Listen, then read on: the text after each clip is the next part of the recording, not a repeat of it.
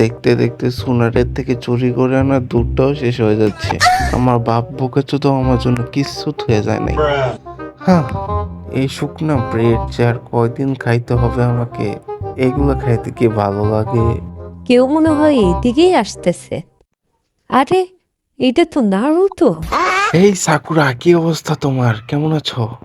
তোমার সাথে এখানে সাসকে কি করে? হ্যাঁ, যেখানে যাই শুধু সাসকে আর সাসকে। সাসকের জন্য একটু ইটিস পিটিসও করতে পারি না আমি আর সাকুরা।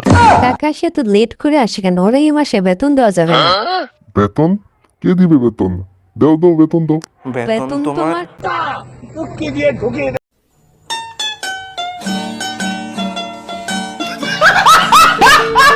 আচ্ছা সাকুরা, সে এমন করে কেন? তার কি মির্গির রাম হয়েছে? দেখে তো তাই মনে হচ্ছে। সে কি জানে তাকে কতটা বোকাচোদার মতো দেখাচ্ছে? শেষমেশ আমাকে দিয়ে টুকাইয়ের কাজ করাইতেছে। আমি শিওর কাকাশি সেন্সে এই টাকা দিয়ে গাঞ্জা কিনে খাবে। এই আমি বুঝতেছি না, এই কুকুরটা আমাকে জোর পেয়ে পিছনে নিয়ে যেতেছে কেন? বুঝো না এই ব্যাপারটা? আরে ভাই দাঁড়া না, প্লিজ দাঁড়া ভাই। A few moments later. দিল রে, শেষমেশ বইরাই দিল।